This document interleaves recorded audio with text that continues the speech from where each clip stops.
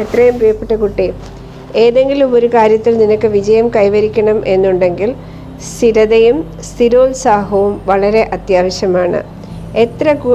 എത്ര കൂടിയ കഴിവുള്ള ആളാണെങ്കിലും അച്ചടക്കവും സമർപ്പണവും ഇല്ലെങ്കിൽ അത് വിജയിക്കില്ല. അതുകൊണ്ട് നിന്നെ എന്താണ് പ്രചോദിപ്പിക്കുന്നത്, ദിനം പ്രതി നിന്നെ നയിക്കുന്നത് എന്താണ്, അതിനനുസരിച്ച് നീ പോകുക. ആ ദിനം വിദൂരമല്ല. നീ സ്വപ്നം കണ്ടിരിക്കുന്ന ജീവിതം നിനക്ക് സൃഷ്ടിക്കാൻ നീ നിന്റെ